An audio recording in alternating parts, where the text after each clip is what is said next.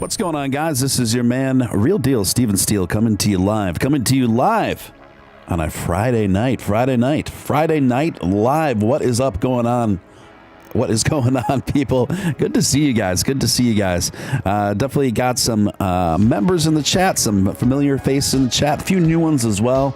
Welcome, ladies and gentlemen. Welcome aboard to Steele Live. Good to see you guys.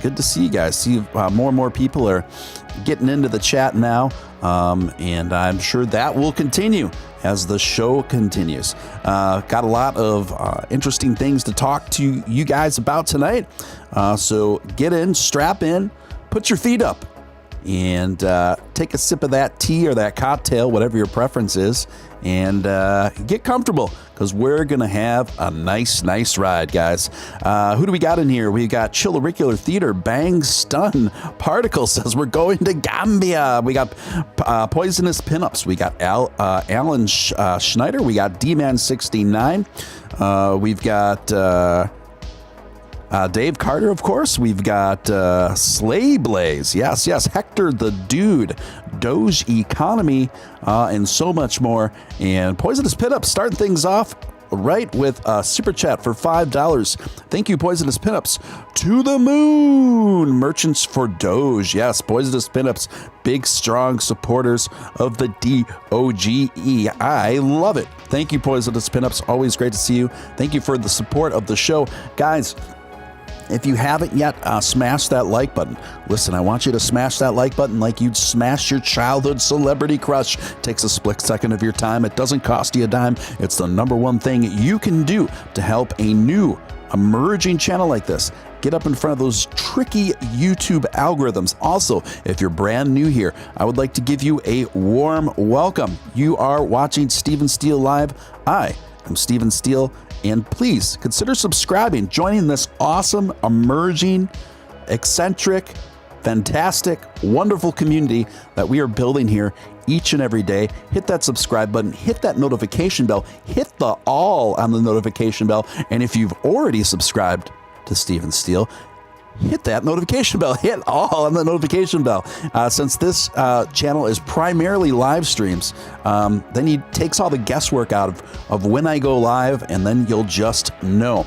Also, if you feel compelled to super chat anytime throughout this broadcast, it's obviously really appreciate it. Put whatever questions or comments you want in there, and that goes a long way, helping with all the time and effort I put into this. And then lastly, memberships are now available as of last week. YouTube approved it and offering 3 tiers of membership, and so feel free to join our ranks by clicking the link at the top of the chat.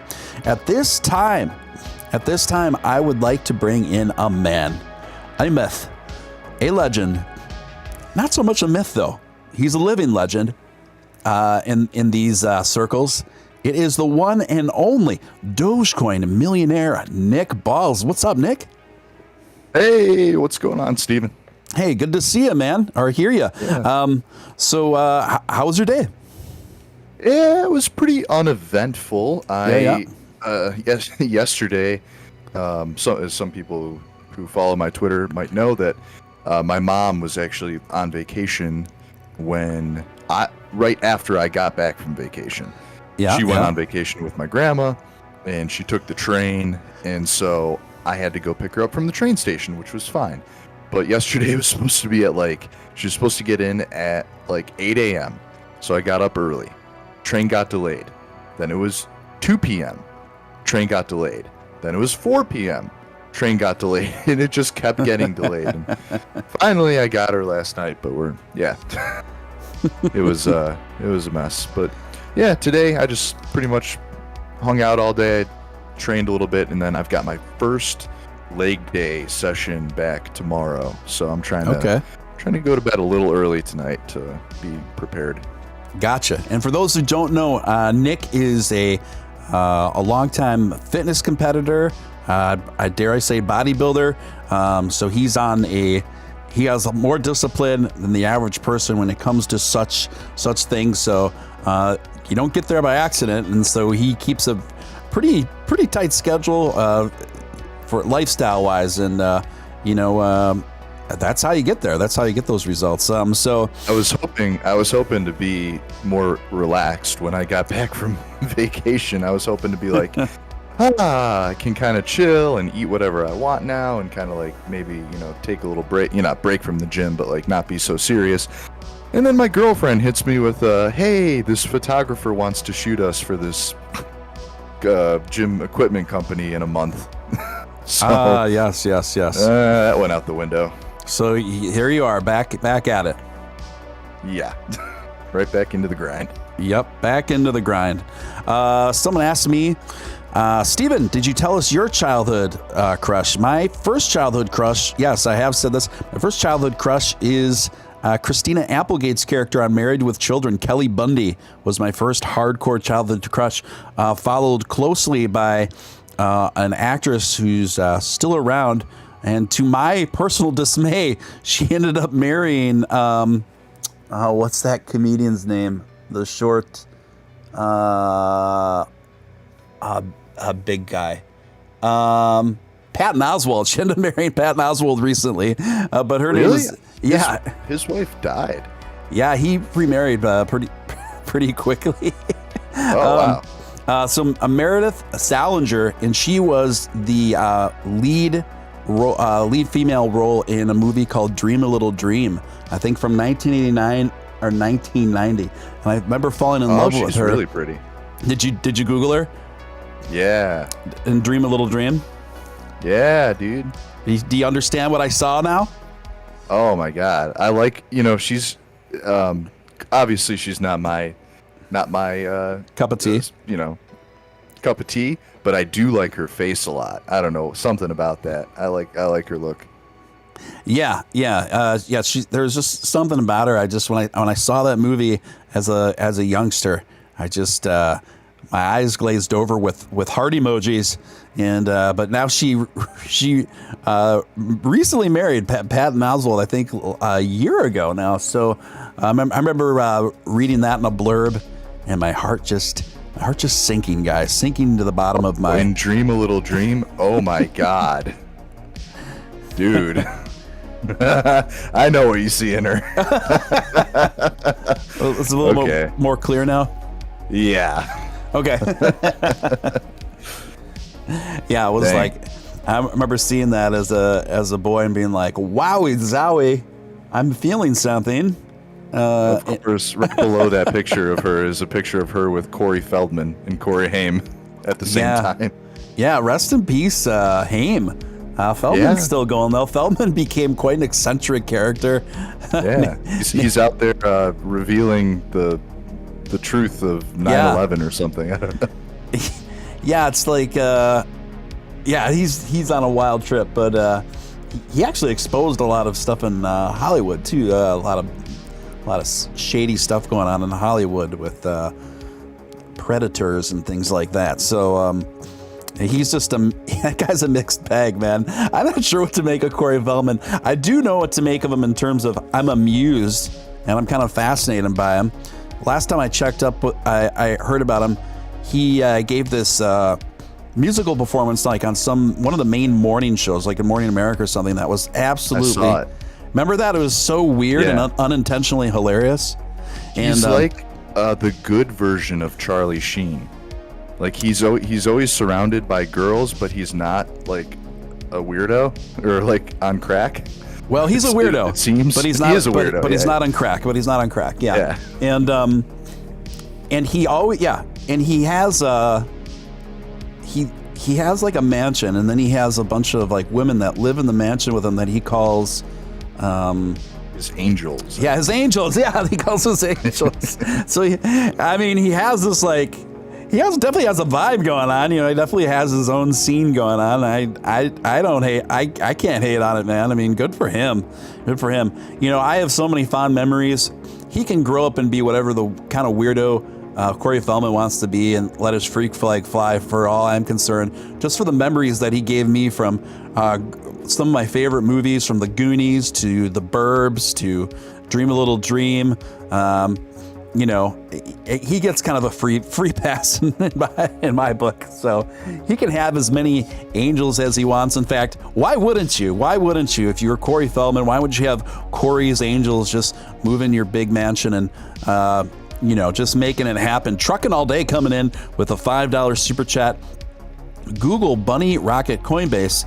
Man woke to 1.3 trillions. What the H? It's funny. I did research that story, Trucking All Day, and it's one of them we're going to get to tonight. I already made a note of it, so it's funny that you mentioned that. Trucking All Day, great to hear from you. And thank you for the $5 super chat. Thanks for the support. Kyle S. says that his childhood crush was Scarlett Johansson. Well, who could argue with that, my friend? Who could argue with the childhood crush of Scarlett Johansson? That's a good one to have. Nick, have you ever seen the film Lost in Translation? Yes, I have. I really quite liked it. It was directed by Francis Ford Coppola's daughter, Sofia Coppola, and it stars, for those of you who don't know, it stars Bill Murray and Scarlett Johansson. And Anna Faris. And Anna Faris, that's right, thank you. Anna Faris, all set in Tokyo, Japan. I quite liked that film. I felt that it was one of the few films where it was really believable in terms of the dynamic between Bill Murray and Scarlett Johansson in that movie. Towards the end of the film, it was actually very believable that these two characters fell in love along the journey, right? And very, very well shot too. The cinematics, like the camera angles in that movie are spot on. That movie is very well shot. I agree with you. And plus the environment of Tokyo is just neon lights everywhere. It's just so futuristic and bigger than life.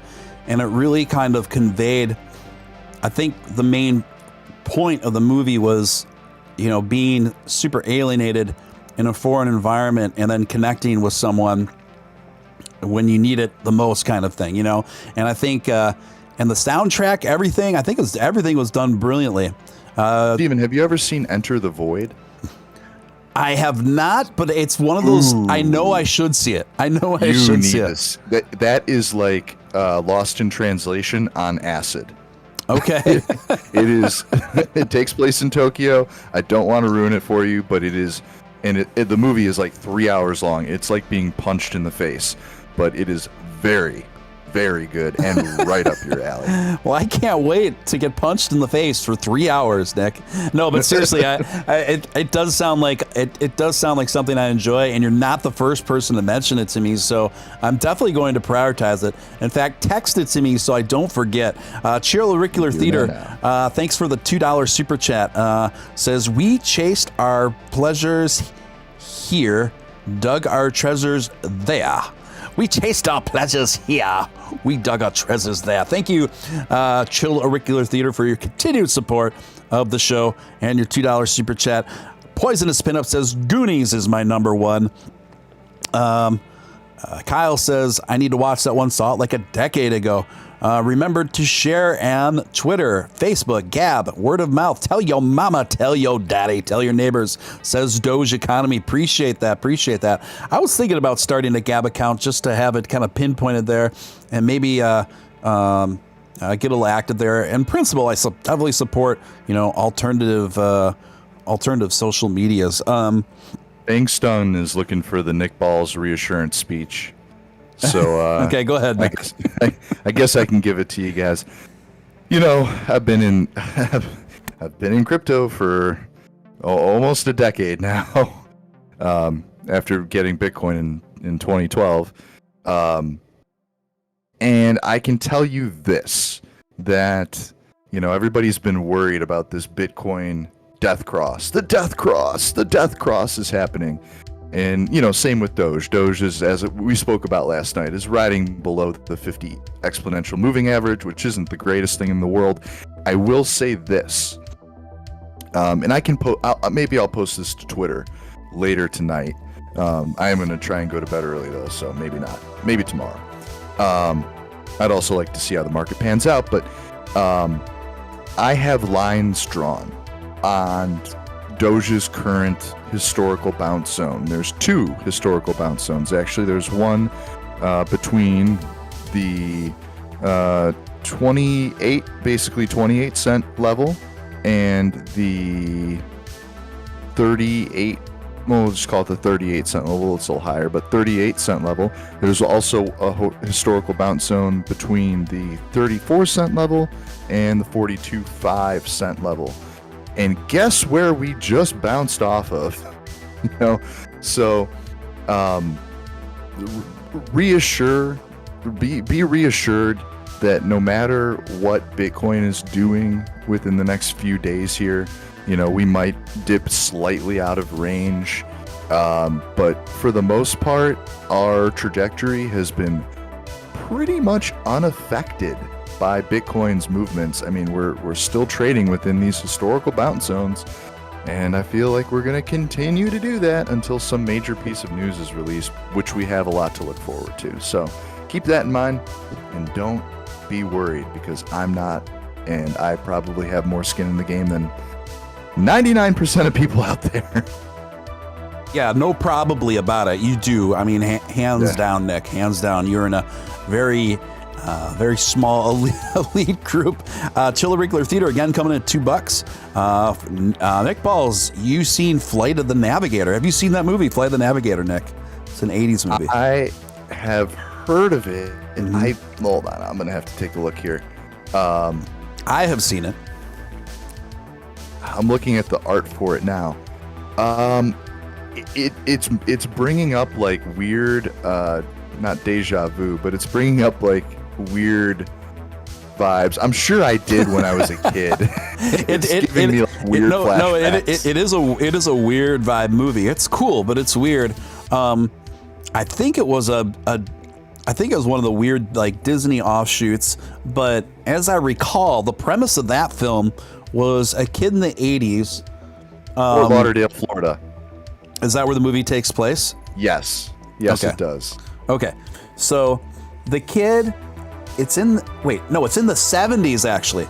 The movie starts in the 70s. Then this kid wanders into like these deep woods, like by his house, and he comes across some sort of like vortex, and then it ends up transporting him 10 years into the future, like in the same spot in the woods. And then he walks back to his house, and then everyone's freaking out because he was missing 10 years, right? And then so it's him trying to live life going forward, being time warped from 1976 to almost 1986. To me, that's actually a really cool premise for a film. And then somewhere along the line, he ends up flying a spaceship around or something. I have to see it again.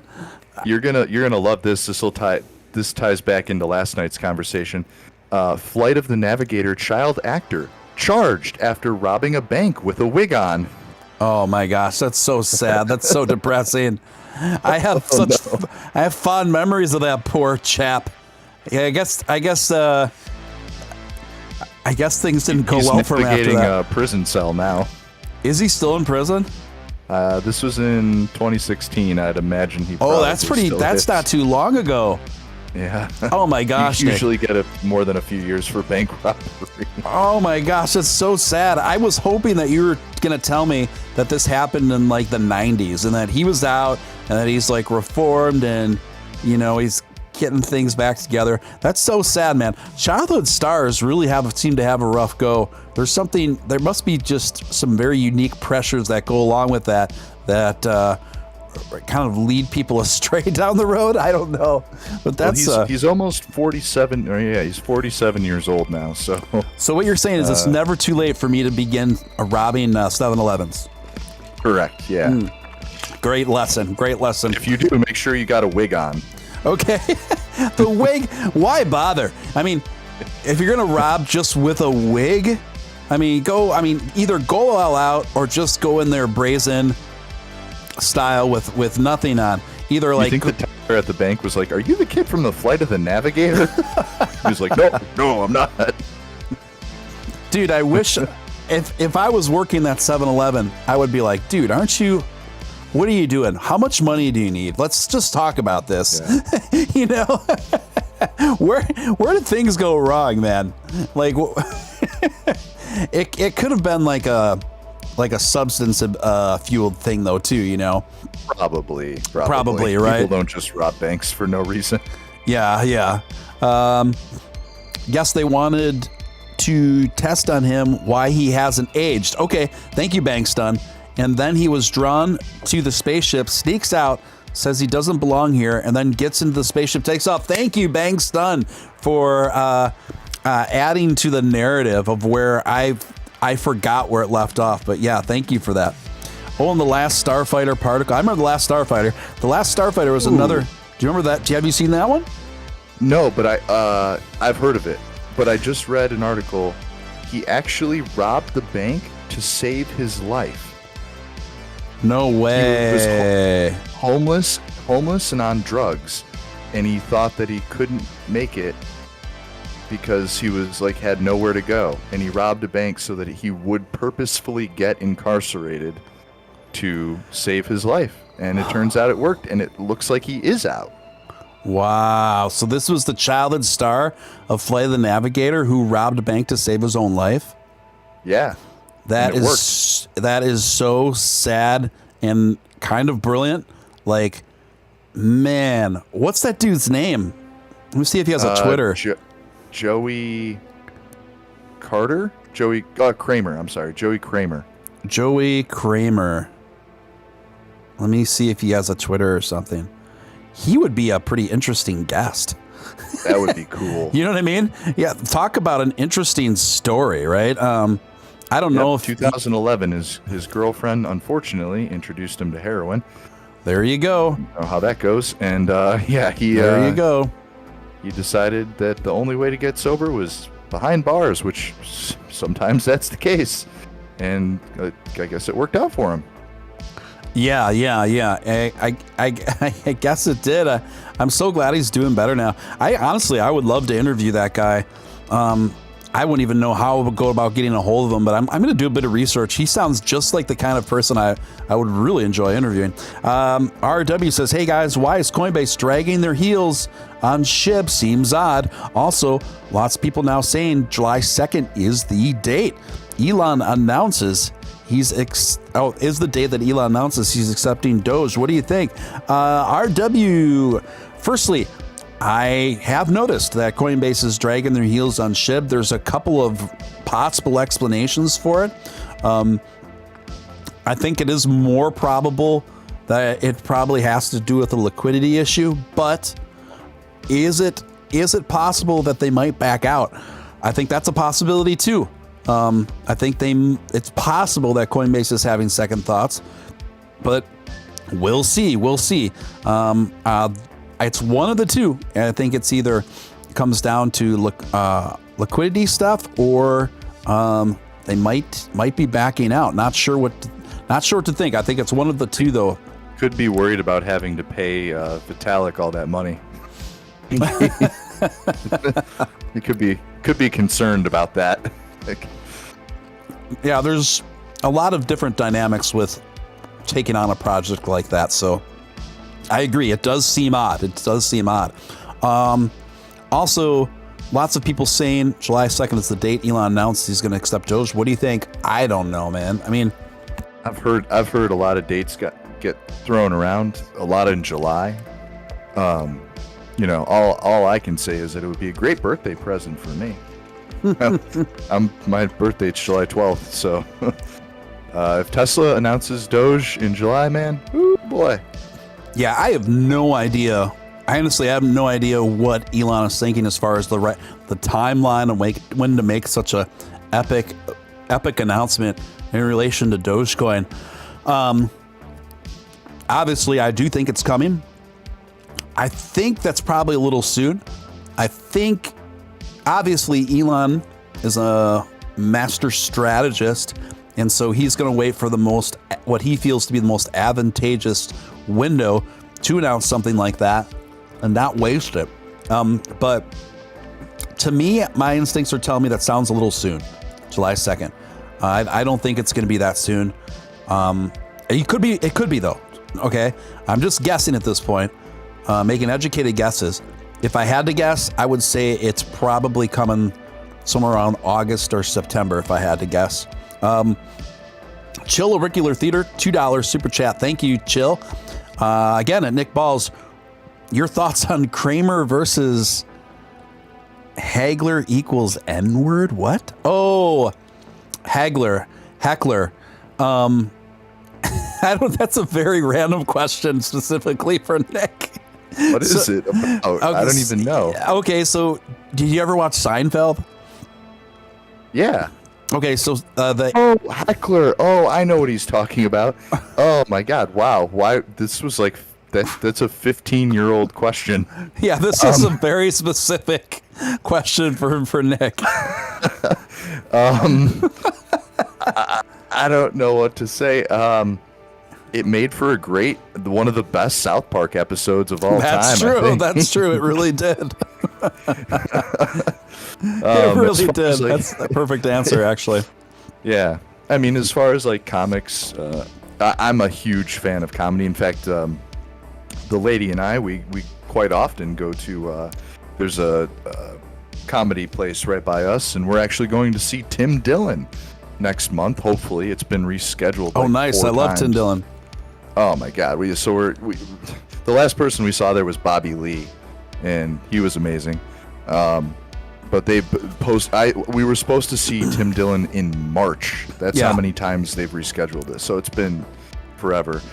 Hopefully, it takes place next month. But you know what? I think a lot of comics, they get on stage and you know, I've done live speaking performance stuff before and been up in front of a crowd, and especially with comedy, sometimes like you're not winning over the crowd and you just say something stupid.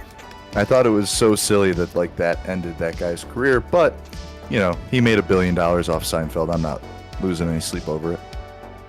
Yeah. I mean, it was, it was interesting. It was an interesting dynamic for sure. I mean, it was one of those things where obviously the hecklers really got to him, and it caused him to an overreaction in response, obviously. So think about what would happen. I mean, that was back then too. Think about what it would be like nowadays. Oh God.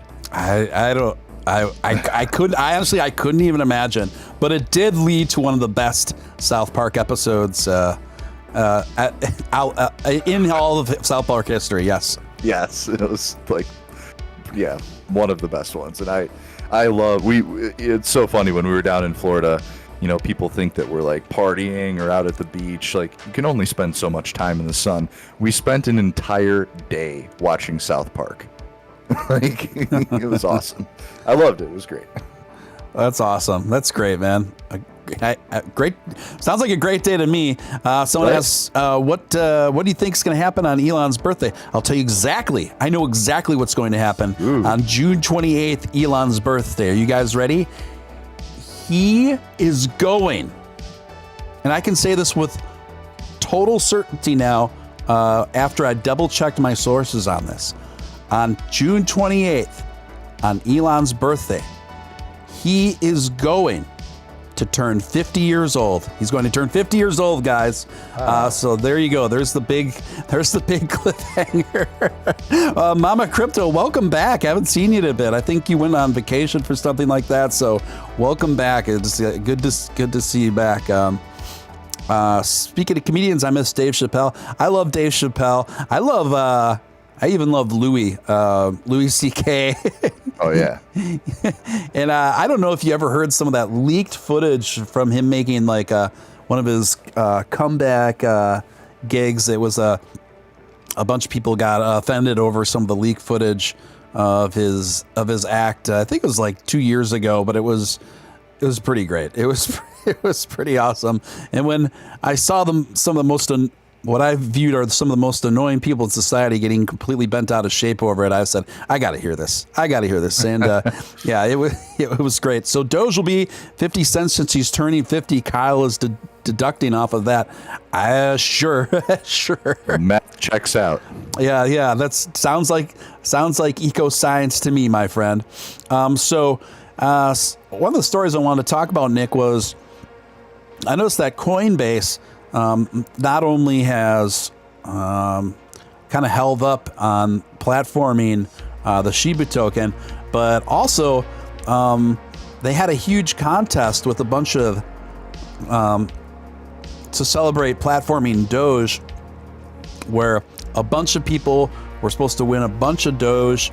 I think there was like 1,000 winners for like $100 worth of Doge, and then there was that was the lowest tier prizes, and then it goes way up and way up and way up. But they're not one. All of these Coinbase said their winners were going to be selected and announced on June 17th, and so far, no one has come forward to say they've been winners of this contest, and so now there's like speculation going on if they're following through on it or whatever. Is Coinbase pulling a what's the guy's name? Valhalla. That's what I'm wondering. Yeah. I don't know. Maybe that was one of my first thoughts as well. Coinbase is going to be working for SpaceX now.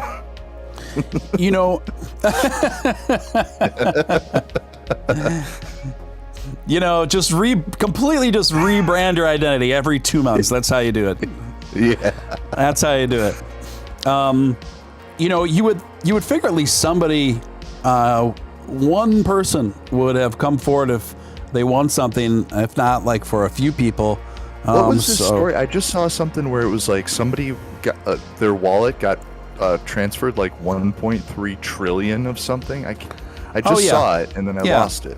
So that story is one I made a mark of too. And it's not what you think, guys, because I looked into this. I investigated a little bit further. And Newsweek reported this. Man invests $20 in obscure cryptocurrency, becomes a trillionaire overnight. So when I looked more into the story, and the $20 was put into a crypto I had never heard of called Rocket Bunny. So basically, from what I could tell, they said Newsweek reported it like this. And I'm sure you can see everything wrong with the story right away. Let me see. The student from Manchester, Georgia, then rushed onto the Coinbase cryptocurrency trading app, barely believing what he was seeing. Coinbase replied with a short answer saying it was looking into the issue and tried to contact Rocket Bunny, but never heard anything back. This kid, meanwhile, in whatever Booney, Georgia, this kid's like, withdraw. It's just hitting the button. Well, now it says his account appears to be frozen by Coinbase, so he can't withdraw, purchase, or make trades till he hears back from the company. Although the incident has provided him a good story, Williamson believes that he amassed his 13-figure wealth through a glitch. And of course it was through a glitch, you guys. This is not real. So also a Rocket Bunny on Coinbase? Does this make sense to you? Who saw that coming? Rocket Bunny on Coinbase. Yeah, Coinbase has become Coinbase is now the red light district, apparently. I don't think, well, I don't know what's going on here, but I don't think Rocket Bunny, I mean, I know Coinbase is going in a ridiculous trajectory, but I don't know if they're going in a trajectory where Rocket Bunny is on Coinbase. I just don't, this story just kind of reeks to high heaven, because obviously this kid didn't come through Rocket Bunny. He didn't become a trillionaire overnight through a $20 investment on Rocket Bunny. These glitches are something that happen pretty frequently on trading apps. So in my opinion, it's obviously a glitch. And then can you add a custom token into accounts on Coinbase? Because that's the only way that you would be able to do something like that. I tried to look Coinbase. So Coinbase has Rocket Bunny listed, not listed, but you can view it. But it doesn't come up with any data. It doesn't pull anything. So I don't know. I thought Rocket Bunny was like a weird DeFi. I'm pretty sure it is. Aren't they all? Yeah, aren't they? Aren't they all? Yeah, so to me, these are glitches that are pretty common with coins like this. And there's no way, because how is a fringe coin like this going to have a $1 trillion market cap? Well, something probably happened between the tokenomics and the dollar ratio, on the exchange, because the circulating supply of Rocket Bunny is 777 quadrillion. So it was probably somebody got a line crossed, and that happens from time to time. Right. Yeah, but I don't know why Coinbase would have anything to do with this. I'm reading into it right now, and it doesn't say anything about Coinbase listing, so who knows? It's a DeFi something from who knows where. Its rank, it's on CoinMarketCap, but it's so low, its rank is unknown. Yeah, to me, the story does not make sense. In other words, I think it's pretty clear to me that Newsweek's just they're just kind of experimenting with some clickbait there. I mean, that's obviously a huge clickbait story, and Newsweek definitely has been lowering the bar over the years, so it doesn't come as quite a big surprise to me. Kyle S. Steven, can you post on Coinbase Twitter and ask when will they announce the winners? Sure. Yeah, I could do that. After the show, I'd be happy to tweet out asking Coinbase what's up with the contest. No problem. Coinbase deletes its Twitter. Because of me. Yeah. Yeah, and hardly any of the exchanges, Slayblaze, have an element of human response for customer support, unfortunately. Although Binance does. Okay, yeah, well, Binance might, because That's actually how I got my account. I think I've told the story before. Okay. I only got verified through Binance, and as I've mentioned, a lot of people have a hate against CZ. That's one thing. But I will say that, to keep in mind, guys, my Binance experience is way different than the average individual. They are holding millions of dollars for me at the moment. So But I couldn't, we all remember when Dogecoin first hit 8 cents, trying to get on an exchange at the time was impossible because of all of the traffic and like all the new signups. So there was like the waiting time to get on any exchange was like a month plus. And meanwhile, I put in my application for Binance. I hadn't been on an exchange in 7 years. And, I was waiting, nothing. And finally, I tweeted at them. I was like, hey guys, I've got tons of money like for you. Could you please let me in? And Binance was super cool. They responded to me right away.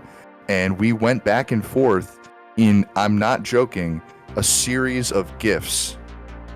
We went back and forth. And that's how I got set up on Binance, was through a Twitter exchange. It was with memes. Sorry, I was on mute. I was like, no way. That's so cool that happened. That's awesome, man. So that's pretty cool, man. I got to give it up for who was ever running the Twitter customer support for Binance to getting you dialed in through a meme exchange on Twitter. Chill It was the funniest $1 million business transaction that I've ever been taken a part of. Perhaps the funniest $1 million one in the history of Twitter. Chillericular Theater, $2. Steele, your thoughts on real life logistics of Rick and Morty? I haven't watched a lot of Rick and Morty. It's New season comes out soon. It's a pretty clever show. I enjoy it. I just don't watch a lot of TV. The only time I watch TV is when I'm streaming something when I'm before I'm about to go to bed. That's literally the only time I ever watch TV. But yeah, I mean, obviously pretty clever show. For cartoons for adults, I'm usually more drawn to pretty mellow stuff like King of the Hill and things like that, though. I don't know why. I think it's just it just relaxes me more. You don't necessarily watch. I usually watch television to relax, so I'll usually watch comedies or an adventure kind of thing or something mellow or lighthearted. So yeah, sorry, that's probably not a great answer for you, but it is what it is. Let's see. Chat is definitely chatty tonight. I love it. Guys, so if you haven't hit that like button, please take a moment to do that. And again, memberships are now available at the link pinned at the top of the chat. Got questions for Mr. Nick Ballz or myself, feel free to pop them in, guys. I want to know why I transferred my Doge from my private wallet to Binance. And I have mentioned, I've kind of told the story before. I originally transferred $1 million from my wallet to Binance because I was selling some originally, and then I was using part of it to day trade with, which I did successfully for a while. And I told the story. I made like $20,000 in I don't know, those 2 months or whatever. Then I put that $20K into Cardano. It was like $1. And then I screwed up and I sold the rest at like 17.5 cents. I put that into BNB at like 500. Screwed up there. Lost on that one. So since then I haven't done anything. I still have. There's another $1 million that's sitting on Binance right now. But other than that, I'm not doing anything until Doge is through $1. So, yeah, that was my original plan, because at the time there was no precedent for what was happening. So, I had been waiting, 7 years to realize some sort of gains from Doge. But a majority, I would say, I still, 90% of what I bought in 2014 is still on my private wallet. Right. Yeah.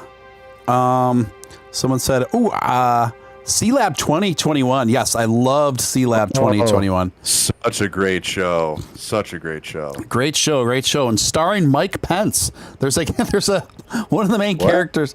Well, there's one of the main characters in C-Lab 2021 that looks just like Mike Pence. To me, there's a lot of memes about it. Actually, if you look up like Mike Pence memes, there's a lot of people just like putting them side by side or whatever. There's one episode he does. You're right. He looks exactly like Mike. You know what I'm talking about? Yeah. There's one episode where the dumb character, I can't remember his name. He's kind of like got like reddish brown hair. I can't remember that guy's name. But he takes mushrooms. And he realizes that he's like the smartest man on earth, and he learns how to teleport his body with like using his mind. Yeah, I can already visualize it. I know I've seen it. I'm just not thinking of it right away. But Derek. Okay. That Stormy makes sense. Waters. Yeah. I thought when I was a kid, I thought that was like the funniest thing in the world. That and Space Ghost, Coast to Coast. Someone dropped Space Ghost. Alan dropped Space Ghost in the chat. I always loved Space Ghost. That was my jam. I introduced my oldest nephew, who's almost 20 now, to Space Ghost, and he's a huge fan now. It's pretty great, and yeah. Someone brought up Bobby. It's all about propane, Bobby. Yeah, I still love King of the Hill, man.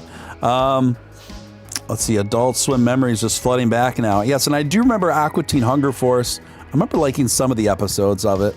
I send that meme to Billy all the time. Which one? There's this one episode of Aqua Teen Hunger Force, and they had like two little dolls on the show, and one of them was like a shitty action figure with his arm chopped off with a knife, and the other one was called Jiggle Billy. Okay. Because he's like a hillbilly, but he just jiggles, and he's like, "Are we gonna start jiggling?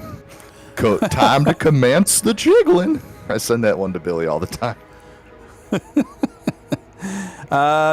Chillaricular again. Thank you for $2 super chat. Please tell me someone here knows about the show Hot Streets. I don't know Hot Streets. Do you know Hot Streets, Nick? No, I've never heard of it. I'm gonna have to Google that. I don't know Hot Streets. Sliding Edge, $5. Dang it. Hot today in SJ. What's up, guys? Happy Friday. Space Ghost, Coast to Coast was awesome too. Absolutely. To me, the thing that made Space Ghost the funniest was all the awkward pauses and stares that they had at each other.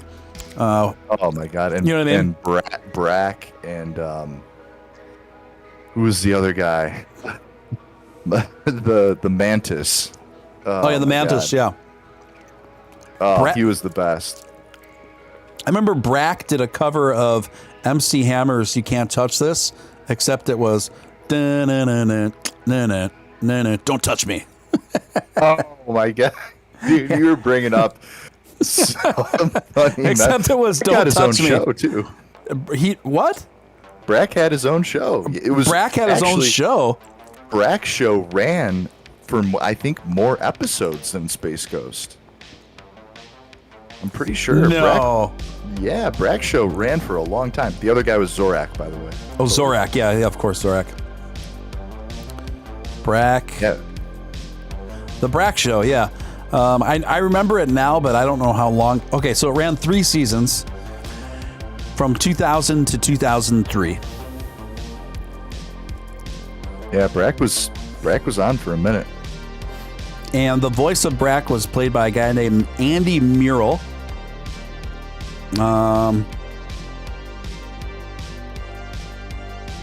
Who was born in 1966. Wonder what he's up to now. I'm probably still doing voices for what's that? Not the company that owns Adult Swim. Can't remember the name of them. Well, now it looks like the last major thing he did was voiceovers for a show called 8 Ball, which had Gravity Falls, which had 3 seasons up until 2016. And right now he's working for Boomerang, a programming department in Boomerang, which is part of Turner Broadcasting System. So let's see. Oh, yeah, Harvey Birdman, not bad. Yep. I'll take the case, yes. A lot of adult swim memories just flooding back into people's memories. So there's a story from Bazinga, guys, I thought was kind of weird and funny. Pro wrestler MJF creates his own crypto because he says, get this, creates his own crypto because he said Bitcoin and Dogecoin are quote unquote garbage. So that is something a pro wrestler would say. Yeah, totally. So, American pro wrestler Maxwell Jacob Friedman, who performs all elite wrestling, has launched his own company. Friedman announced the launch of MJF, who would have thought, Creator Coin, on Twitter Thursday. The pro wrestler partnered with the Rally Network, which is known to enable creators to launch their own cryptocurrencies. It's running on the Ethereum blockchain. The MJF tokens will be swappable with the Rally's native ERC20 token RLY. And he tweeted this out: Doge garbage, Bitcoin garbage, MFJ coin better than you, and you know it. Okay. Speaking of Bazinga, I don't know if he's still in here, but Poisonous Pinups is going to be on Bazinga live stream Monday morning talking about Doge. Yeah, they told me that. Definitely will be tuning in for that for sure. That's pretty exciting that you got asked to be a part of the Bazinga panel. That's awesome. Chillicular coming in $2. At Alan Steiner, bro, awesome. Mention Squidbillies. Touch the trim. Yes, I do remember Squidbillies. That's a good one. Yep, that was a good one. So get this quote from this guy, this wrestler. This pretty much says it all right here. By masterfully creating my own coin, I'm giving you a way to be a part of my personal economy, Friedman said in a note to his fans. I can't think of anything smarter to be a part of, since I will go down as the greatest star who's ever lived. This is pretty great. I really hope that whatever the outcome of this is, he cuts a wrestling promo for this coin. Like, hell yeah, brother. We got to bring MJF coin to the moon, baby. Yeah, Dude, I saw oh my God. I'm sorry. I saw the funniest meme. It wasn't a meme. It was actually a YouTube comment. This is just bringing it back to pro wrestling that I think I've ever seen. Funniest comment I've ever seen in my life. And I will read it for you now. It's on a video of Randy Savage. And it says, rumor has it that Randy Savage once tested positive for traces of blood in his cocaine system. What you there? Oh, sorry. I was talking to someone. Oh, good. Yeah, sorry. I just thought that was like the fun. I was like dying laughing for an hour. Yeah, no worries. Sorry, my attention was like going into food? Yeah.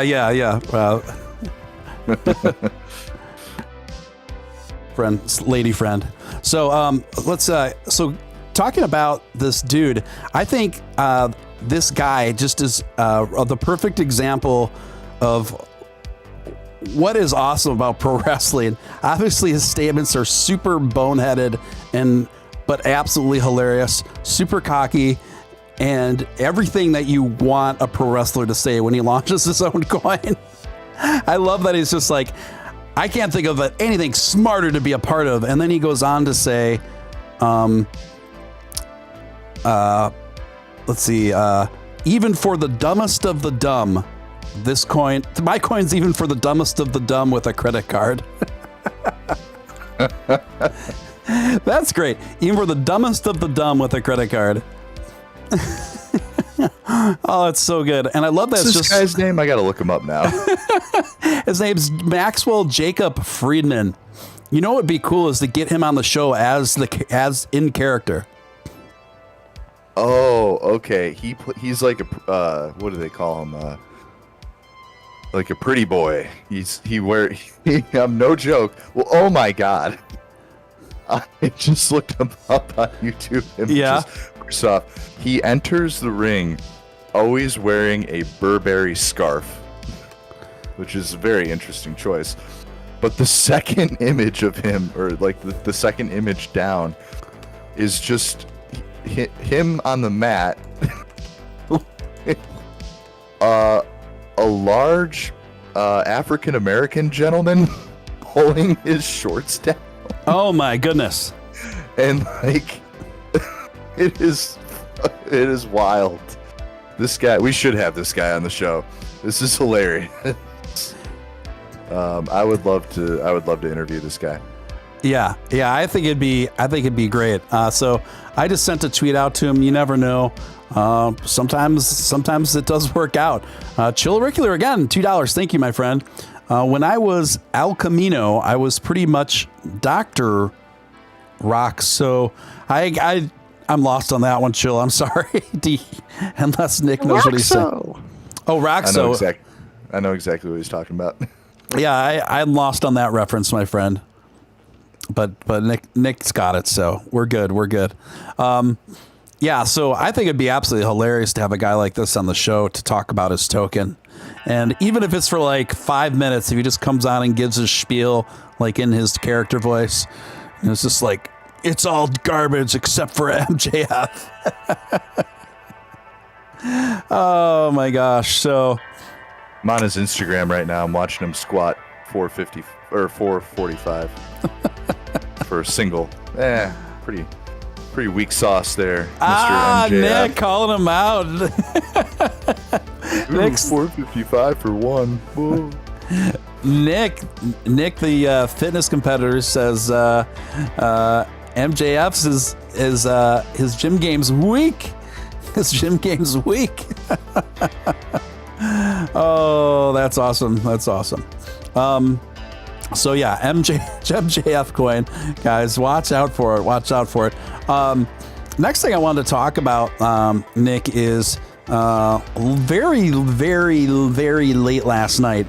Elon responded to a beef that on Twitter that Billy Marcus was having with some members of the Shiba Inu community that were coming in at Billy, like attacking Billy, and Billy was responding to him.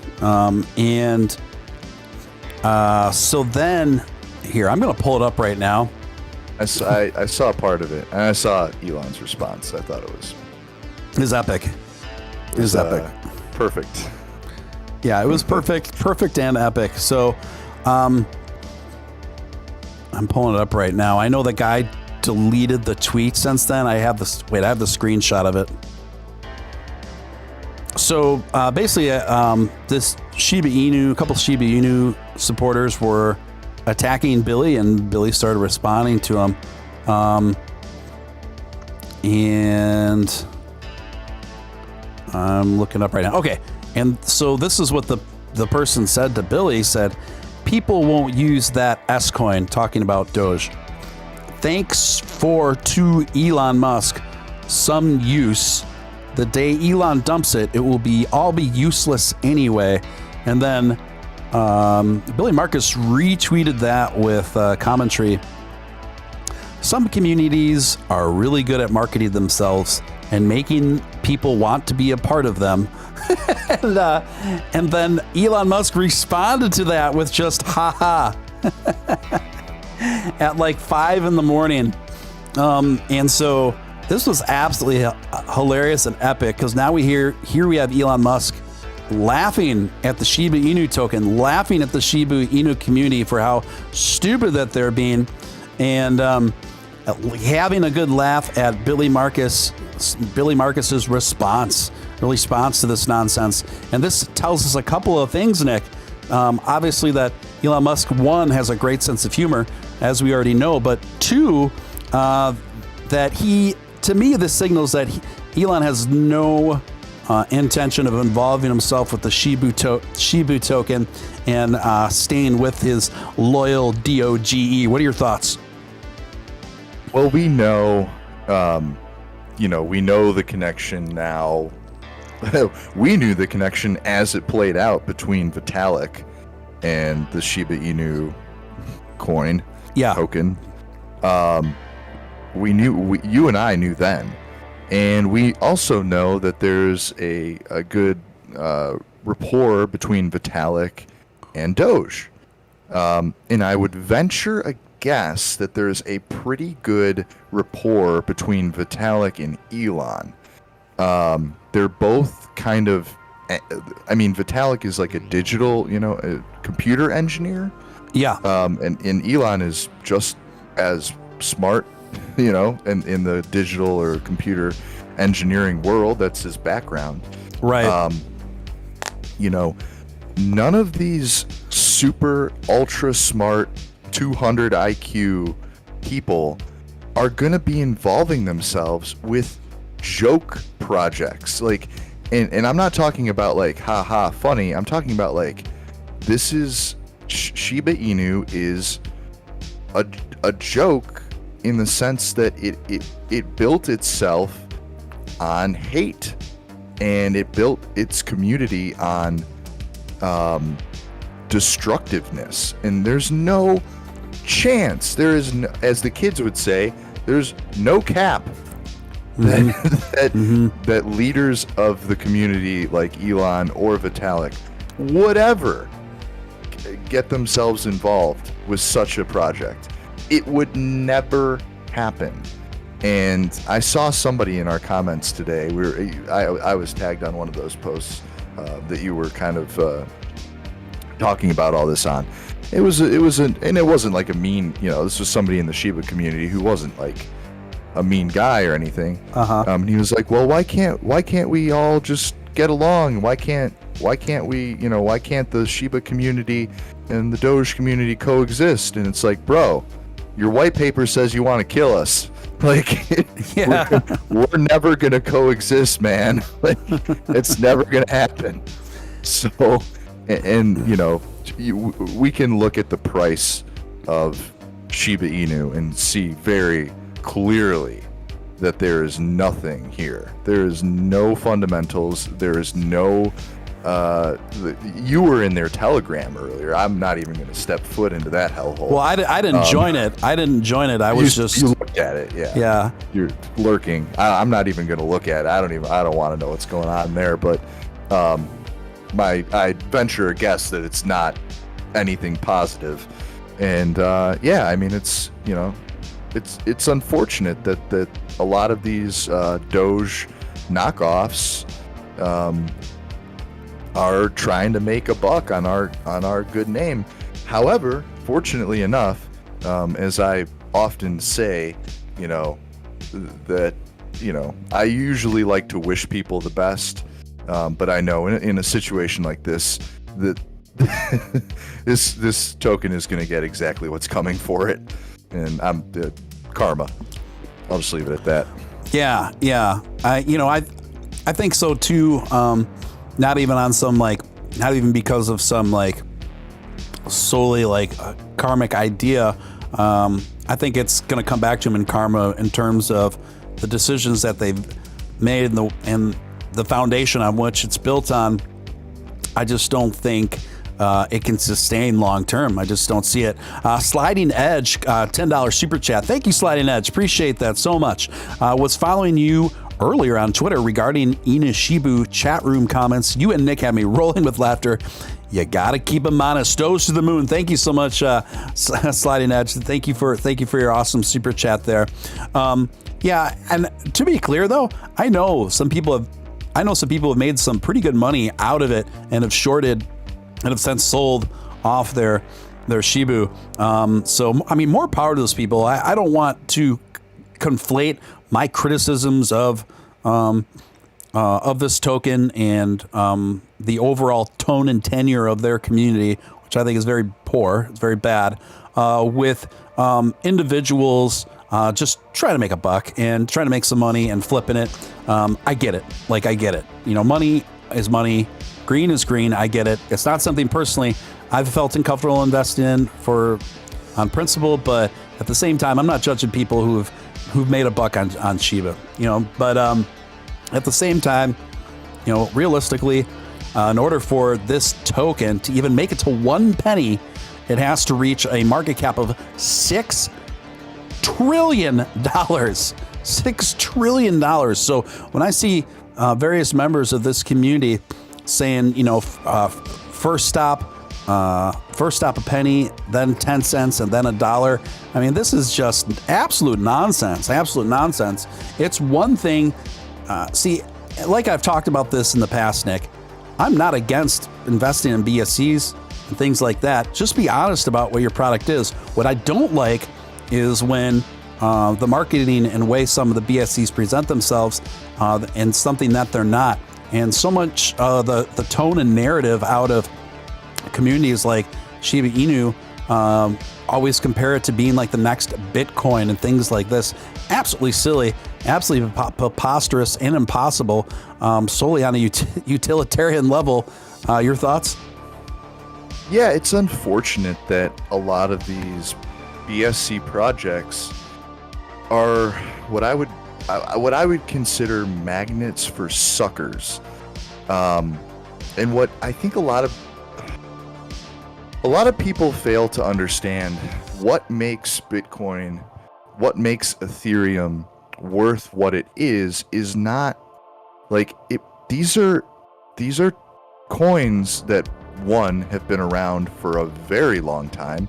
Doge you can include in this mix, and two, are controlled by very, very, very big money. We're talking about hundreds of billions of dollars and collectively trillions of dollars. And when you look at these, well, to be frank, crap BSC projects, it's so easy to get a bunch of suckers suckered in, and one, not so, I mean, here's the thing, I could take all of my Doge, convert it, pump up the price of pick a random BSC coin, doesn't matter. You only need a few $1 million to do this to any of these projects, and completely shoot the price up and then tank it.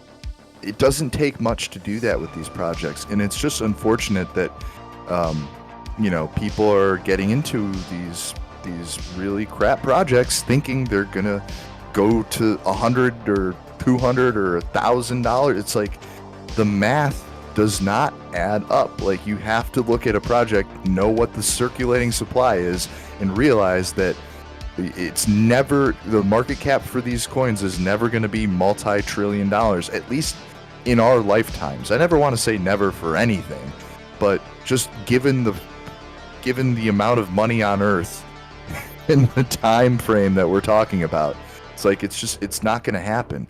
It just sucks that people are so easily pulled into these things. It's disappointing.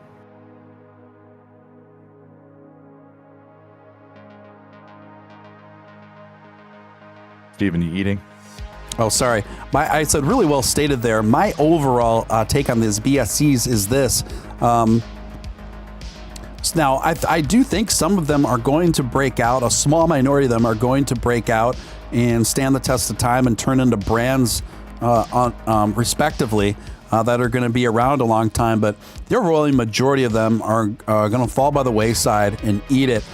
That being said, knowing that that's the reality of the BSC market, if you're invested in some of these and they're peaking, don't be afraid to sell, guys. Don't be afraid to sell and walk with it, because the problem is each and every one of these BSC tokens and fringe tokens, they have their own Telegram, they have their own Discord communities, and so what happens is they're counting on each and every person to be in these little echo chambers. And what do all these echo chambers say?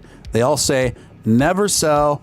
We're going to get Lambos. Just hang on. The best is yet to come all the time. When statistically, the reality is that's only going to happen for a very small fraction, very, very small fraction of the BSCs. So if you see it peak, when I do invest in some of these for fun and for extra money, but when that thing peaks, usually, not always, because there's a few projects I do feel that have long-term, really good long-term potential for various reasons. That's usually not the case. So when I see a peak, I just cash out and I just keep it moving. And so you guys, just be careful out there getting attached and joining every single small BSC, Telegram and Discord community, because they're all going to tell you the same thing. Never sell, no matter how bad it looks, no matter how much the thing keeps torpedoing. You guys, most of the time, the BSCs, if they're lucky, they'll have a really nice parabolic rise, but most of the time it may boomerang like that one more time, maybe, and then it flatlines for eternity. So just don't be afraid to just walk with your profits. So I guess that's my overall take and feedback on that stuff. And I'm speaking from experience with that. So overall, I think this was great. Elon having a laugh at Shiba's expense, well deserved in my opinion. I know some people, and even in here, you're invested. I get it. But at the same time, you got to understand, like you say, most communities not like this. Like overall, I've noticed an extraordinary amount of quote unquote bad apples compared to other communities. Number one. Number two, what do you expect when you base your project on calling yourself a Dogecoin killer after stealing the mascot of Dogecoin? That's the starting point. Just a reminder here, that's your starting point. We didn't choose that for you. That's your starting point. So how are we supposed to perceive this project if that's your starting point? What do you say, Nick? Well, that, and who knows who set that starting point. There is no data on any of the people involved in this project. It is literally like a nameless, faceless group of people who created this thing. So sketchy, incredibly sketchy. There's rumored ties to China. I mean, there's nothing viable. I honestly believe that Coinbase is probably looking into this right now, and they might retract their listing. Like, they might realize, maybe not the best look, Yeah, I think that where it sits right now in the market cap, the coin market cap listing, it's like, I don't know, number 50 something or whatever. I can't believe that a token like that is in the top 100, and it just, I don't know. I don't see a positive future for it, but Yeah, especially with the enemies they're making along the way. Not smart. So next topic. Really the last thing I had that I wanted to talk about tonight was the World Bank slams Bitcoin and declines to help the Salvadorian government's cryptocurrency plan. And the reason why they're refusing is because they're faulting Bitcoin's environmental and transparency shortcomings, which to me is really ironic for a number of reasons. So it should come as no surprise that the World Bank has come out, pretty much wholeheartedly against Bitcoin, let alone lifting its finger to help an actual government with implementing it as legal tender.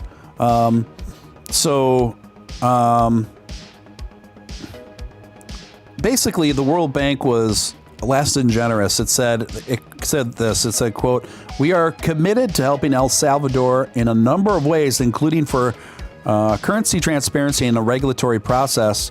While the government did approach us for assistance on Bitcoin. This is not something the World Bank can support given the environmental and transparency shortcomings. I mean, really citing the environmental impacts of Bitcoin as the number one reason.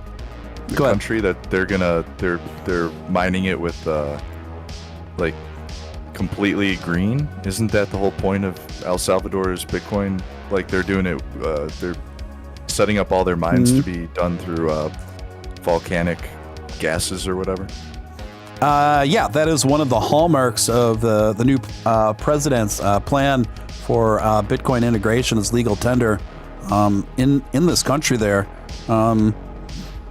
It's just interesting to me because when the World Bank to criticize as the number one reason for not helping El Salvador with this as environmental concerns. Hello, when we look at the environmental implications and carbon footprint implications of the process of fiat and everything surrounding it, and even gold and silver and things like this, there's really no comparison. And I know Bitcoin's the least green out of all cryptocurrencies when it comes to the mining process, but put that up against the processes and everything surrounding making fiat and the current system happen, it's not even comparable. It's not even comparable. So for these folks to use that as the number one reason, it just strikes me as patently disingenuous. What do you say, Nick? Yeah, I mean, we clearly saw that, El Salvador had a plan for, renewable energy when it came to their mining operation down there, which, by the way, guys, El Salvador is like, it's a third world country. Like El Salvador is, for people who don't know, extremely dangerous. There's places in El Salvador like you can't go, and to get them on a digital currency that is, like, believe it or not, more regulated than their actual currency. It's important for them. It's important for these, third world countries that have, hyperinflation or deal with cartels or whatnot. To be able to have, cash that they can use that isn't affected by this, it can't be like, easily stolen. And when it, this is what the U.S. government has been doing. We talked about the Silk Road thing the other night. Like, they track. That's the one good thing is, like, they can track everything down. So, yeah, it's unfortunate. The World Bank is they're out for them. They're out for themselves. Yeah. That's never going to change. Yeah, clearly. I'm in total agreement with you on that. Christopher James says, bad hombres. Yes. Guys, you're listening to your man, Real Deal Steven Steele, and been coming to you live on Friday Night Live with Dogecoin Millionaire, Nick Ballz. If you haven't pressed the like button, smash it now like you'd smash your celebrity childhood crush. It takes a split second of your time, doesn't cost you a dime. It's the number one thing you can do to help a new emerging channel like this get in front of more viewers. And if you feel compelled to super chat anytime throughout this broadcast, that's obviously hugely appreciated for all my time and efforts. You can put whatever questions or comments you can for Nick and I to field. Right now, we're talking about basically the World Bank slamming Bitcoin, saying they will not help the El Salvadorian people in the implementation of Bitcoin into its legal tender, which should come as no surprise or shock. And they're using environmental reasons as the primary catalyst, as why not, which is, to me, patently ridiculous when you look at the environmental and carbon emission strains that our current system, that the fiat system puts on the environment. It's not just the fiat physically itself, guys. It's also when you think about annually, Nick, what one bank uses up in electricity and energy, and then all the employees that are going to and from that bank in their cars. My God, it's insane. You know what I mean? It's just like, so when you start figuring in all the real factors that account for all the energy used surrounding our current system and our fiat system, it's absolutely not even comparable for these people to try to propagate the narrative that Bitcoin is somehow worse for the environment. It's not even close. It's not even close. This is absolute mythology. I'm actually going to get heading out. I do want to get up early tomorrow, but I appreciate you having me on. And God, I had something. I don't know. Train left the station. That's all right, Nick. I will be around. I don't know if you're doing one tomorrow, but I will be here tomorrow. I will be for Saturday Night Live. I will be around, my friend. So, I will coordinate with you on tomorrow night's show. All right, sounds like a plan, buddy. Excellent. Thank you so much, Nick. Thanks, bro. Have a good one. You as well. Guys, if you want to follow Nick Ballz on Twitter, I'm going to pop his Twitter in the chat. That's Dogecoin Millionaire Nick Ballz, and frequent co-host on Steele Live. You can give him a follow there if you don't already. Let me take a look and see what's happening in the chat. Bang Stun says, should mine in Iceland 100% zero emissions for energy. Wow. I guess I did not know that. Thank you, Bang Stun. Iceland is a place I would love to go to sometime within my lifetime. I've just heard incredible things about the atmosphere there, the culture, the people, the environment. And so, yeah, I would love to make the journey over to Reykjavik and more, to Iceland. Let's see what else is going on in chat here. Alan says, yes, we went over geothermal stuff in my engineering geology class. Spent more time on hydrology than this, though. Yes. So, guys, if you got any questions for me, feel free to pop in the chat or super chat. And I'll field them as best as I can.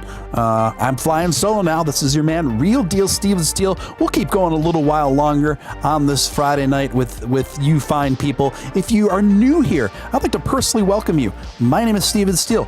You're watching Steele Live. Love to have you a part of this awesome, emerging, exciting, fantastic, eccentric community. Love to have you aboard. So hit the subscribe button, hit the notification bell, hit all on that notification bell. Takes all the guesswork out of wondering when I go live. And then it makes sure that you'll always know in real time the second that I do.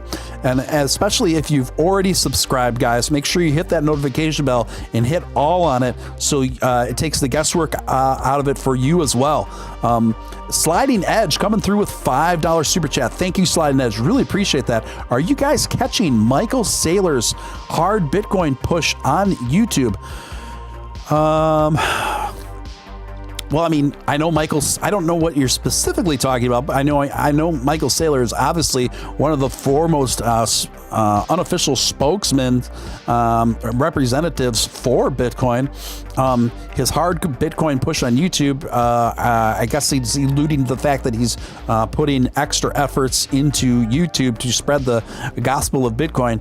I guess I have noticed more appearances of Michael Saylor on various outlets, not specifically YouTube, but probably consequentially YouTube. So I still get a kick out of Elon Musk calling him Sailor Moon.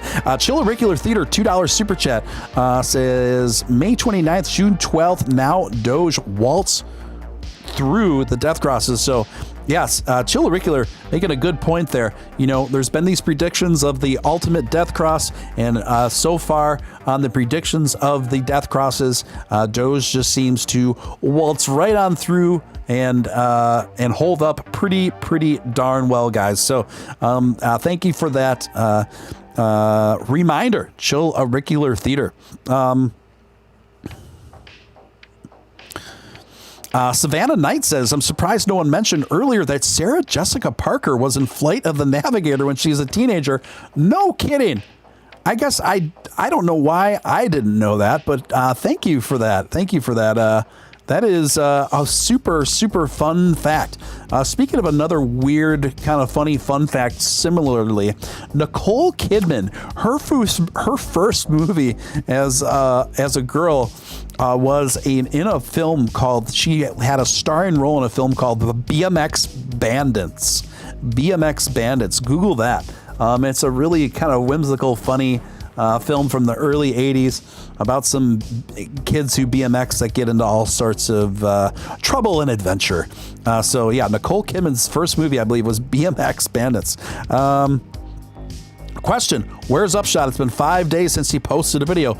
Bang stun, Upshot is in San Francisco. He's vacationing there with his significant other, and he's been posting pictures from SF. He posted pictures of fajitas. He posted pictures of him at a Tesla showroom. He posted pictures of him at the wharf. So Upshot is taking a well-deserved vacation, enjoying himself, relaxing in true Upshot fashion. So we wish Upshot all the best.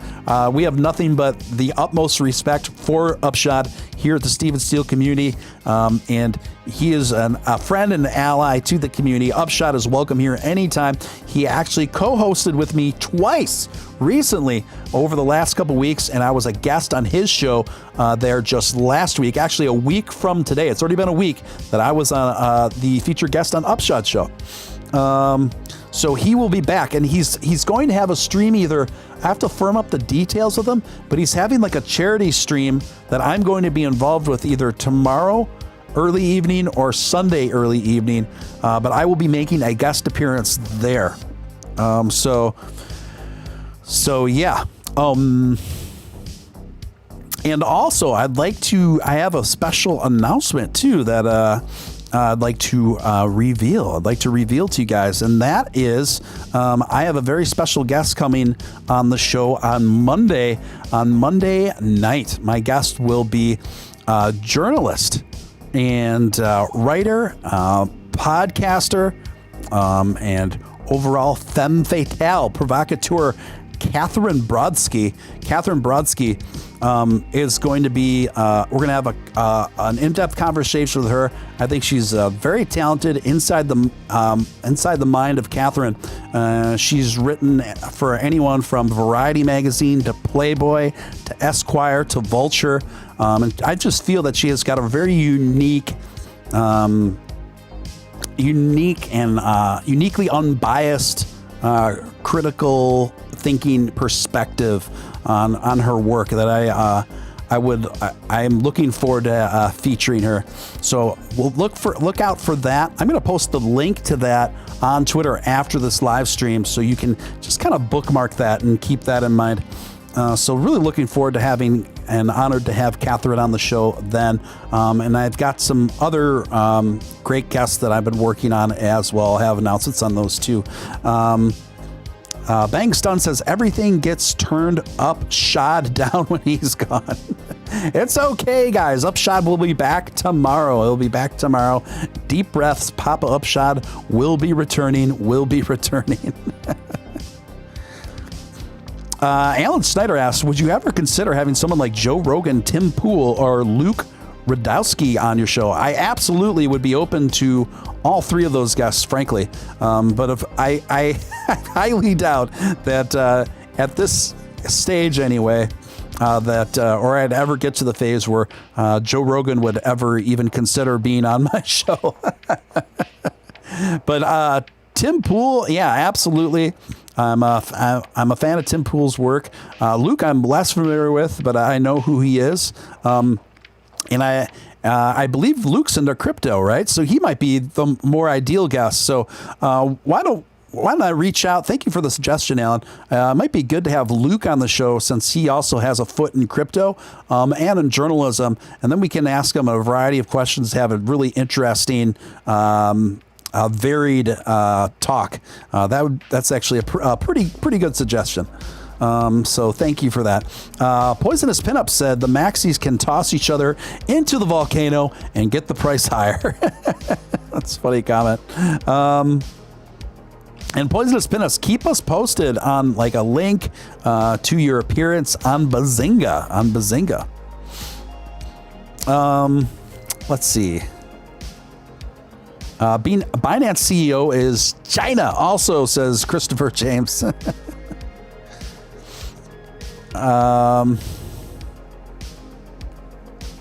We are Change. Maybe he could start his own trading app called We Are Exchange. Oh, gosh. Guys, you're listening, man. Real Deal Steven Steele. Just kind of freestyling here on a Friday night. It's good to see you guys. Good to have you guys. If you have any questions for me, feel free to shoot them in the chat. And as long as you guys keep some questions coming, keep some questions and comments coming, I will stick around longer. And we had Nick Ballz on earlier. It's good to have Nick back after him being gone for almost 2 weeks. So good to have him back in the rotation, back in the mix. It's always great mixing it up with him. Definitely having Liv, someone I talk to pretty regularly. Liv from Ask Finance, definitely going to have her back very soon as well. And so looking forward to having Liv back. I'll have my next date with Liv for the show. I'll be announcing that very soon as well. Favorite 80s toy, Truckin' All Day asks. Mine was Flex after the Transformers. Oh, Flex was like kind of like a Stretch Armstrong kind of toy, as I recall. Like you stretch it, right? So if that's what you're asking, favorite 80s toy. Well, when I was a kid, I was really into G.I. Joes. G.I. Joes were my favorite. I'd have all the G.I. Joe figures, and I'd just play war, and I'd have all the G.I. Joe guys just, blow each other away all the time. Basically, my favorite. I was also into Transformers as well, but I was more into this thing called Voltron, where it was like 5 mechanical lines that formed one giant superhero robot. And I was really into the Voltron cartoon and the Voltron toy, which was kind of expensive, but my parents surprised me one year with a Voltron toy, and it made my year. It made my year. D-Man says, I'm going to Bitcoin Beach with my banana hammock. Banana hammock, otherwise known as the grape smuggler. Yes, that's a pretty bold move when you step out with the banana hammock, my friends. You know who really sports the banana hammock pretty boldly is my friend Crypto Batman. Crypto Batman will put on a USA banana hammock, USA flag banana hammock, and he'll even post videos of himself kind of, I don't know what you'd call it, literally like crawling around like an ape in his banana hammock. And then also I think he posted a picture of himself in a hot tub today, which is pretty funny. Are you watching the Doge NASCAR tomorrow at 4 p.m.? Yes, I will be keeping track of that online. And thank you for the reminder of that, Christopher. Tomorrow, you guys, Dogecoin, or Dogecar, not Dogecoin, Dogecar 2.0 will be in the NASCAR Nashville race tomorrow at 4 p.m. Eastern Standard Time. Yes, and Stephen Parsons, the official Dogecoin driver, will be a part of that. Wouldn't it be something? Wouldn't it be extraordinary? Wouldn't it be incredible to place in the top 10 at the Nashville NASCAR race? Wouldn't that be awesome?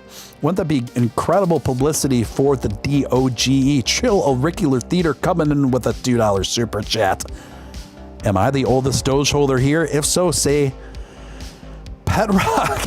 I don't know how old you are. How old is everyone here? Put your name or put your ages in the chat if you feel so compelled. You don't have to, but if you feel comfortable doing that, put your ages in the chat. I would love to see the variety of ages that we have in here.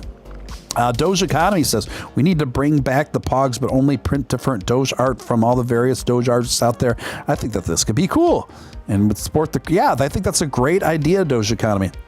Garbage Pail Kids, the movie, is rated one of the worst movies of all time. Banks Dunn says, I don't doubt that, but that probably means that I really like it. I love movies that are so bad, they're so atrocious, that they're actually good.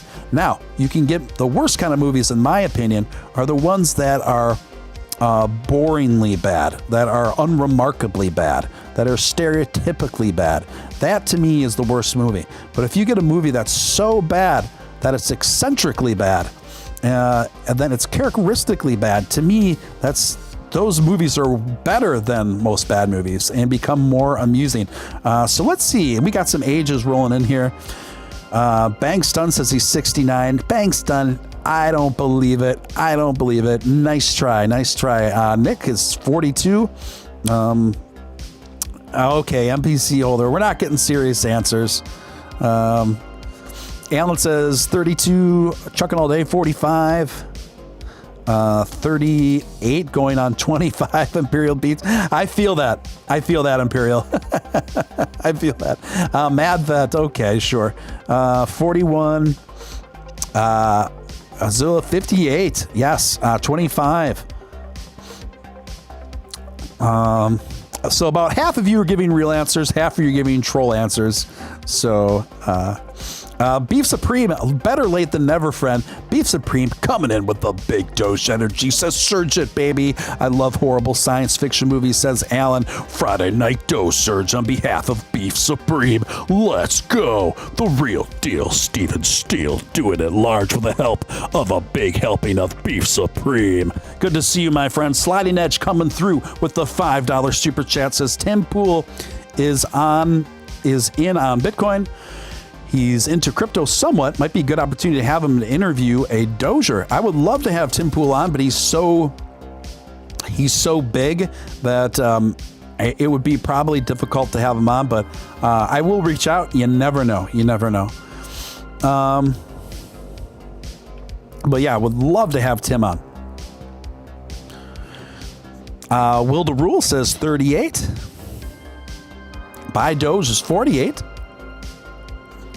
So really interesting mix of people, man. There's like anywhere from people in their 20s to 30s to 40s to 50s, and I love it. I love the diversity of age here. That's great.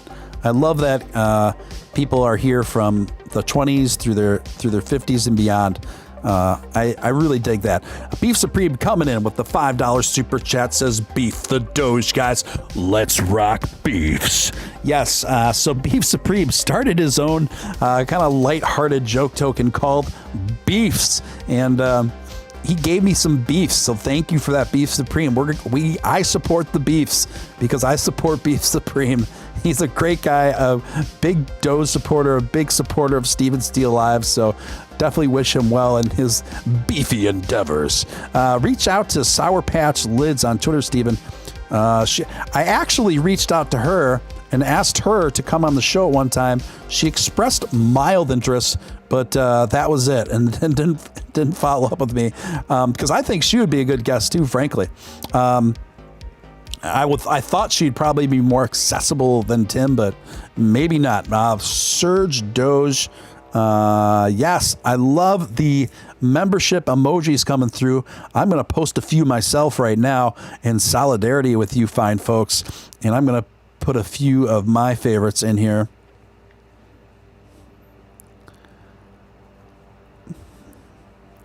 There we go. I'll tweet and you send all the pool people and say they should have you on their show. Okay, we'll team up with that on that effort, Alan. It's funny how you say all the pool people because it sounds a lot like the cool people. All the pool people. The pool table, the cool table. I actually heard someone mention beefs on a stupid Maxi Clubhouse room yesterday. I don't even touch Clubhouse, folks. I cannot do Clubhouse. It's just not for me. It's just not for me. Far and away, my favorite venue to communicate is through my YouTube channel. I love it. I feel like it's just more my vibe, folks.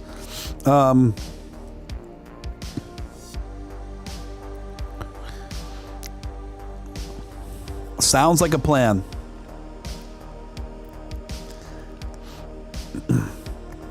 Yes, we can keep the Doge momentum going strong, ladies and gentlemen. Overall, this is the waiting game, right? Whoever waits wins, in my opinion. And the fact that Doge is hanging strong at around 30 cents, showing a solid floor of pretty much 30 cents no matter what's going on, is a really, really good sign and a really good base of support to launch the next parabolic rise. Parabolic style. Real deal, Steven Steele. Mucho love, Doge fam. Where's the ranch? MPC holder asks, where's the ranch? I'll tell you where the ranch is. It's stored right next to the Texas toast. That's where the ranch is, my friend. Sometimes you just gotta let loose and ranch it up. Clubhouse is a one-way street. Doge Economy says this is true. This is true. Beef Supreme says beef it up. We need the surge. yes. Plus 69 for Doge surge. Let's manifest. Sure, I'm in, Beef Supreme. Count your man Steven Steele in on a 69 Doge surge. Surge to 69. Yes, we can. Yes, we can.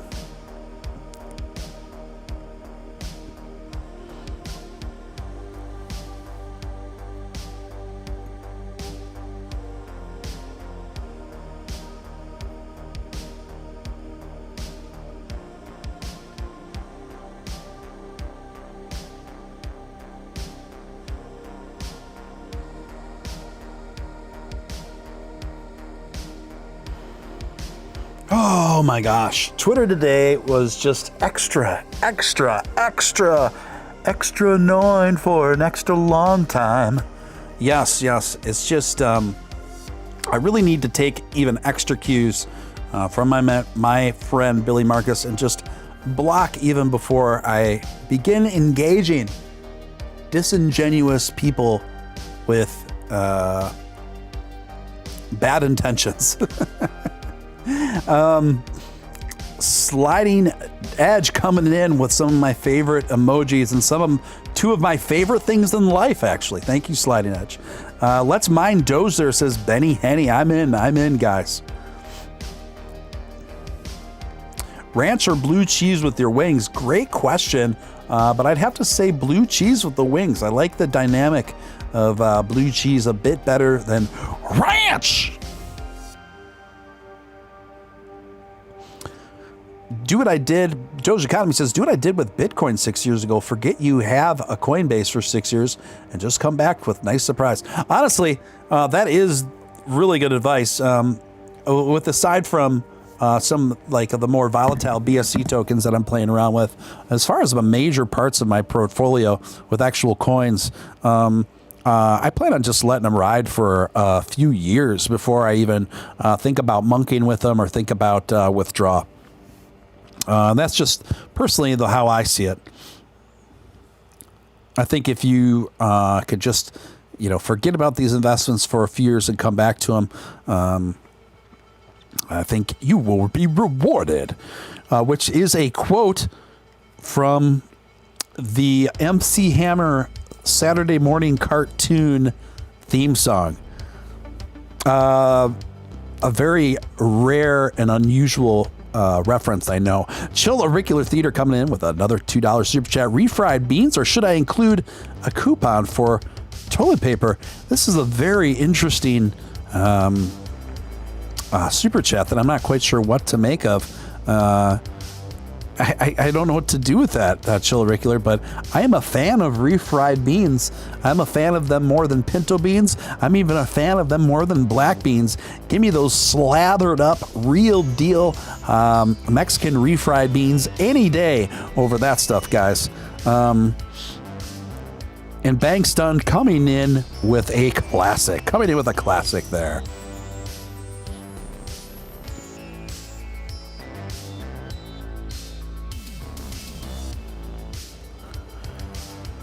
Yeah, so MC Hammer, guys. MC Hammer used to have a Saturday morning cartoon. And I'm going to look it up right now.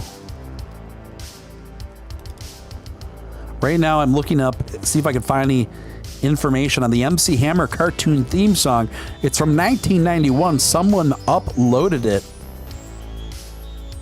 And the cartoon was called Hammerman. I'm trying to find the lyrics because the song was really ridiculous. Like, the lyrics were really like, you could tell they were just trying to make a lot of words go in a really a short amount of space as far as the composition goes.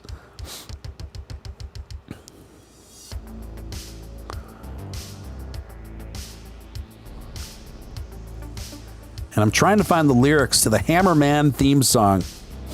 And I remember he had magical shoes in the cartoon. MC Hammer had some magical shoes. I think MC Hammer is into crypto, as I recall.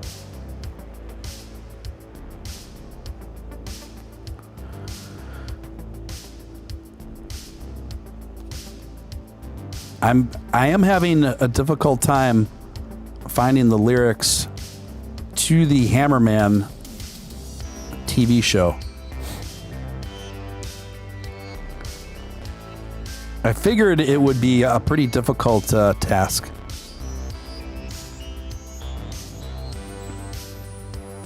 Oh well. Maybe I'll figure them out and post them on the internet for just like the 3 people who might look it up in the future to find. Beef Supreme says, I'm burning 15% of my beefs tomorrow and locking it. People keep bugging me about it. Welcome to the world of crypto manufacturing, Beef Supreme. How about Sinbad playing a genie? Apparently, he never played a genie. No, I do remember there was a Sinbad cartoon where I think he was like a genie. I vaguely remember that. I also remember that Sinbad had his own pants. He had Sinbad pants.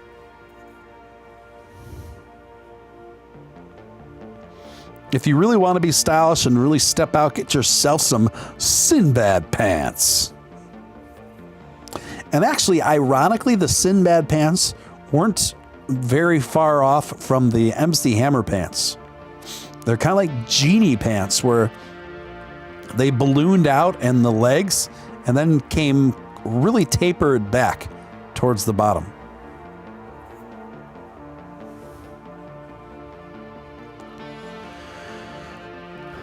Yep.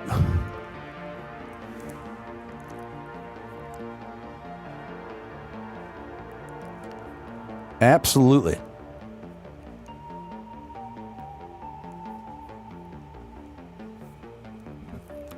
I love it.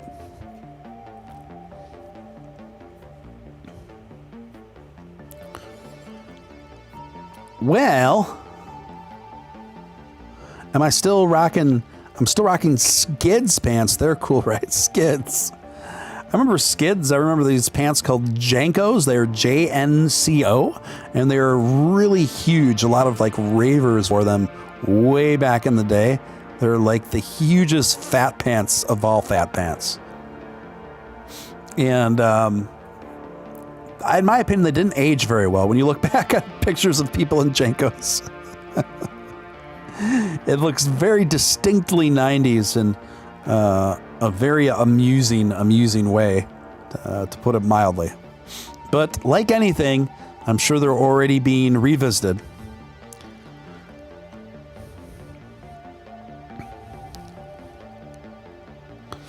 Pac-Man cartoon. There used to be a song called Pac-Man Fever, and it was really bad. It kind of sounded a lot like the Saved by the Bell theme. Honestly, it did. It was like, let me look up the Pac-Man Fever song lyrics. Okay, here it is. I've got a pocket full of quarters, and I'm headed to the arcade. I don't have a lot of money, but I'm bringing everything I've made. I've got a callus on my finger, and my shoulder's hurting too. I'm gonna eat them all up, just as soon as they turn blue. 'Cause I got the Pac-Man fever. It's driving me crazy, Pac-Man fever. I'm going out of my mind. And that's pretty much, the chorus right there, guys.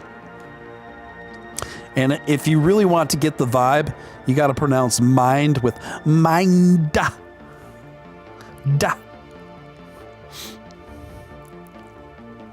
But these verse lyrics are pretty interesting. I've got all patterns down, up until the 9th key. I've got Speedy on my tail, and I know it's either him or me. So I'm headed out the back door, And in the other side, gonna eat the cherries up and take them all for a ride. Why do I feel like Ben Shapiro reading aloud Cardi B lyrics right now? I think the difference is I'm self-aware of the comedy that it inevitably involves. There needs to be a Dogecoin fever parody song immediately. I agree. Doge economy would probably be a pretty good idea. I agree. All right. So guys, it is the midnight hour. Midnight hour. We've been going for about 2.5 hours now. This was great. I'm glad everyone came out. Thank you so much for joining me tonight. Really appreciate it. I may or may not come back for a special after hours insomnia stream. So watch out for that. It may be a special after hours insomnia stream a little bit later, but until then, I want to thank each and every one of you guys for coming out tonight.